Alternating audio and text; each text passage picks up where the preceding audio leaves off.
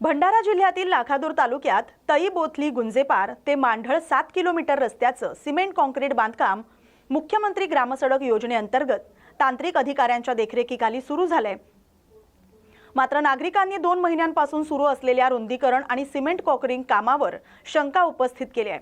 रस्त्यावर गिट्टी मुरुम पसरवल्यानंतर रुंदीकरणातून निघालेली माती परत टाकण्यात येत आहे आणि जुना डांबरीकरण खोदून फक्त बारीक चुरी टाकण्याची पद्धत सुरू आहे असं नागरिकांचं म्हणणं आहे। अंदाजपत्रकानुसार आणि विभागाच्या माहिती फलकावर नमूद केल्याप्रमाणे काम होत नसल्याचं चित्र दिसतंय।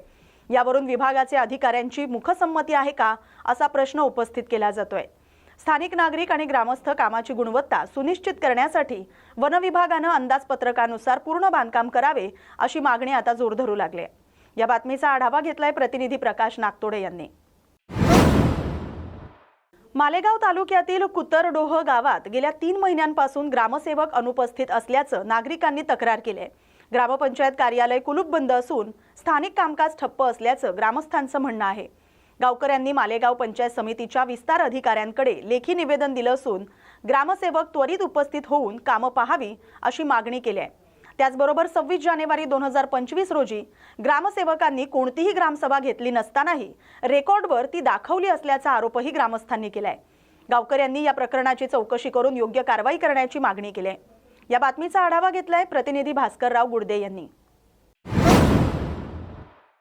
रायगड जिल्ह्यातील पेण येथील JSW कंपनी जवळील उड्डाणपुलावर भीषण अपघात घडलाय। पेणकडून माणगावच्या दिशेने जात असलेल्या मोटरसायकलला समोरून येणाऱ्या सिमेंट मिक्सर ट्रकनं जोरदार धडक दिली।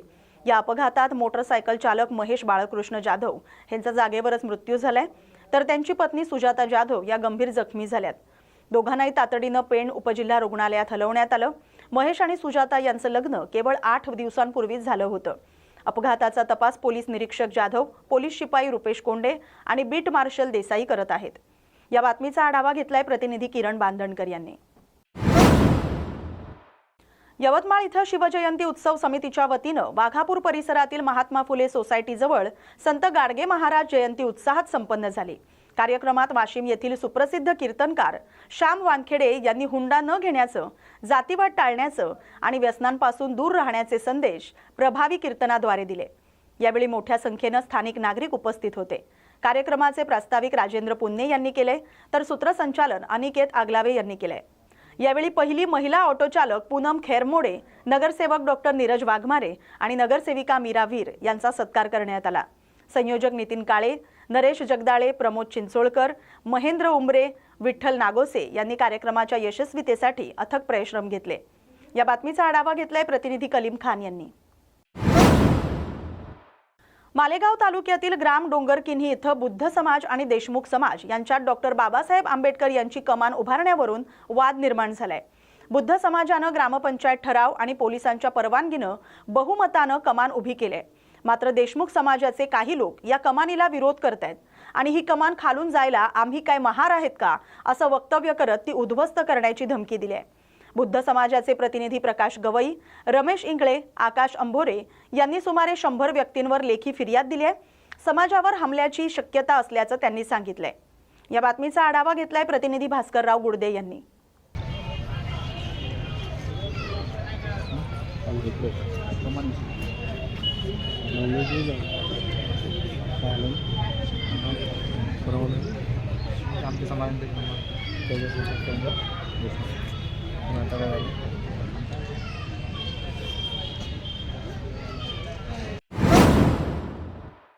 यवतमाळ जिल्हा पोलीस भरतीच्या मैदानी चाचणीसाठी राज्यभरातून आलेल्या उमेदवारांसाठी युवा सेनेतर्फे आयोजित 11 दिवसांचा निशुल्क निवास आणि भोजन उपक्रम प्रचंड प्रतिसादात पार पडला। शिवसेना, महिला आघाडी आणि युवा सेनेच्या संयुक्त विद्यमाने जिल्ह्याचे पालकमंत्री संजय राठोड यांच्या मार्गदर्शनाखाली मातोश्री प्रमिला देवी दुलीचंदजी राठोड यांच्या स्मृतिप्रित्यर्थ हा उपक्रम अवधूतवाडीतील उत्सव मंगल कार्यालयात राबवण्यात आला। उपक्रमाच्या अंतिम दिवशी 24 फेब्रुवारी रोजी 200हून अधिक उमेदवारांनी लाभ घेतला। गेल्या 11 दिवसात सुमारे 3 ते 3.5 हजार विद्यार्थ्यांनी या सेवेत सहभागी होऊन परीक्षेसाठी आत्मविश्वास मिळवला। युवा सेना जिल्हा प्रमुख प्रद्युम्न जवळेकर म्हणाले की राज्याच्या कानाकोपऱ्यातून आलेल्या गरीब आणि गरजू उमेदवारांना मदतीचा हात मिळावा हा आमचा उद्देश होता। या बातमीचा आढावा घेतलाय प्रतिनिधी कलीम खान यांनी। दिल्लीमध्ये आयोजित आंतरराष्ट्रीय AI इम्पॅक्ट समिट दरम्यान काँग्रेस युथ कार्यकर्त्यांनी कथित अर्धरंग आंदोलन केल्याच्या निषेधार्थ भारतीय जनता पार्टी महिला मोर्चातर्फे यवतमाळमध्ये तीव्र आंदोलन पार पडलं।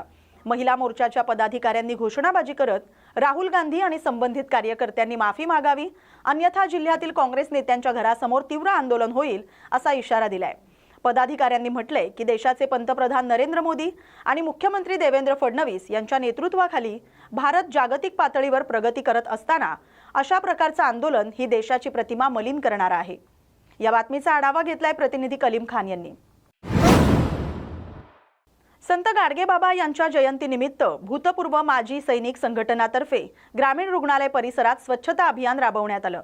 कार्यक्रमाची सुरुवात संत गाडगेबाबा यांच्या प्रतिमेला पुष्पहार अर्पण करून करण्यात आले। माजी सैनिकांनी स्वतः झाडू हातात घेऊन रुग्णालय परिसर स्वच्छ केला आणि रुग्णांना फळं वाटप करत सेवाभावाचा संदेश दिला। उपक्रमात संघटनेचे अध्यक्ष काकडे साहेब, सचिव कैलास धांदे, उपाध्यक्ष गणेश धुळे यांच्यासह अनेक सदस्य उपस्थित होते। रुग्णालयाचे वैद्यकीय अधिकारी डॉक्टर अक्षय रेखाते आणि डॉक्टर तरुण पटेल यांनीही सहभाग नोंदवला। कार्यक्रमातून स्वच्छता हीच खरी सेवा आणि समाजकार्यातून संतांचे विचार जिवंत राहतात असा संदेश देण्यात आला। नागरिकांनी या उपक्रमाचं कौतुक केलं। या बातमीचा आढावा घेतलाय प्रतिनिधी दीपक इंगळे यांनी। योगी संत गाडगे महाराज की जय। भारतरत्न विश्वरत्न डॉक्टर संघटनेला आहे, त्यांनी आणखी नवीन नवीन कार्यक्रम असे घेण्यात यावेत।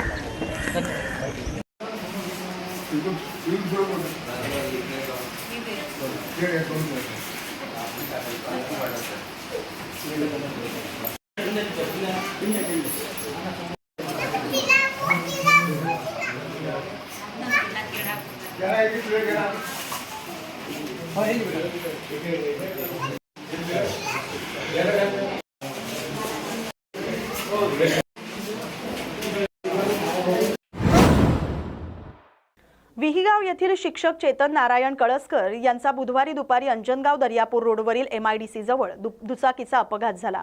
प्राथमिक माहितीनुसार समोरून येणाऱ्या ट्रकला त्यांच्या दुचाकीला धडक बसली। यात त्यांच्या डोक्याला गंभीर दुखापत झाली। तातडीने नागरिकांच्या मदतीने त्यांना ग्रामीण रुग्णालयात अंजनगाव इथं दाखल करण्यात आलं आणि नंतर पुढील उपचारासाठी उपजिल्हा रुग्णालय अचलपूर इथं पाठवण्यात आलं। माजी पंचायत समिती सभापती श्रीकांत पोटदुखे, प्रकाश अभ्यंकर, विद्यानिकेतन विद्यालयातील शिक्षक आणि विहीगाव येथील नागरिकांनी खासगी वाहनातून त्यांना अचलपूर इथं हलवलं। या बातमीचा आढावा घेतलाय प्रतिनिधी दीपक इंगळे यांनी। संत गाडगेबाबा यांच्या जयंतीनिमित्त लोकजागर परिवारातर्फे शहानूर नदी पात्रात भव्य स्वच्छता मोहीम राबवण्यात आली। एक हात मदतीचा, स्वच्छ आणि सुंदर शहरासाठी या घोषवाक्याखाली नदी परिसरातील घनकचरा, प्लास्टिक पिशव्या, काट्याकुट्या आणि गवत काढून परिसर स्वच्छ करण्यात आला। कार्यक्रमात विद्यार्थ्यांनी स्वच्छतेवर आधारित नाटिका सादर केली। तसंच पाणी अडवा पाणी जिरवा हा संदेश देत पर्यावरण संवर्धनाची शपथ घेतली।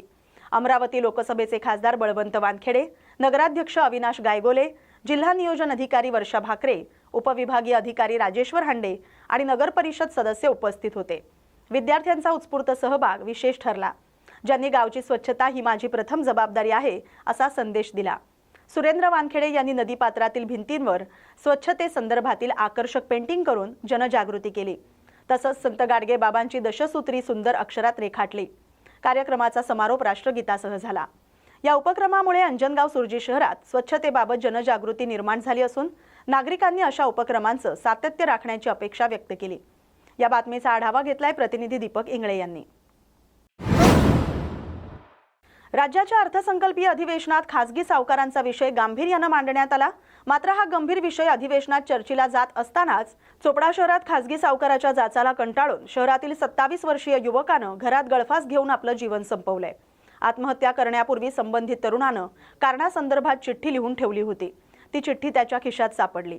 चोपडा शहर आणि तालुक्यात खासगी सावकारीच्या जाचाला कंटाळून यापूर्वीही आत्महत्या झाल्याच्या घटना घडल्यात। खासगी सावकारांवर वेळेत कारवाई झाली असती तर अशा घटना टाळता आल्या असत्या अशी चर्चा शहरात होते। या प्रकरणी चोपडा शहर पोलीस स्टेशन इथं अकस्मात मृत्यूची नोंद करण्यात आली। मयत युवकाच्या कुटुंबियांनी फिर्याद दिल्यानंतर पुढील गुन्हा दाखल करण्यात आलाय अशी माहिती उपविभागीय अधिकारी अण्णासाहेब घुलप यांनी दिली। चोपडा शहरामध्ये काल एका युवकाने खासगी सावकाराच्या जाचाला कंटाळून आत्महत्या केली। या संदर्भात लोहियानगर चोपडा या ठिकाणी राहणारा योगेश सुनील चौधरी, वय 27 वर्ष आहे.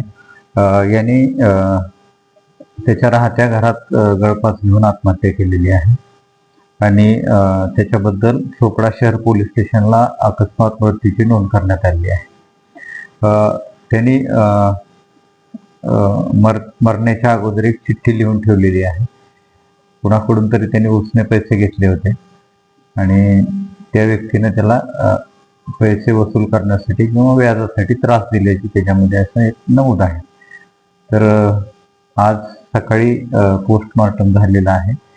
अंत्यसंस्कार झाल्यानंतर त्यांचे जे आई वडील असतील ते काय तक्रार देतात त्याप्रमाणे पुढची कायदेशीर कारवाई होऊन जाईल. सर, चोपडा शहर आणि तालुक्यात असे वाईट सावकार आहेत, बरेचसे सावकार आहेत. त्यांच्यामुळे बऱ्याच जणांना असे त्रास होतो आणि अशा त्रासामुळे काही जण आत्महत्याच्या प्रवृत्त होतात. अशासाठी आपण काय आवाहन करू शकतो? जर कोणी असं खाजगी सावकार पैशाच्या वसुलीसाठी त्रास देत असेल तर किंवा अव्वाच्या सव्वा काही व्याज घेत असेल तर निश्चित पुढं येऊन तक्रार करावी.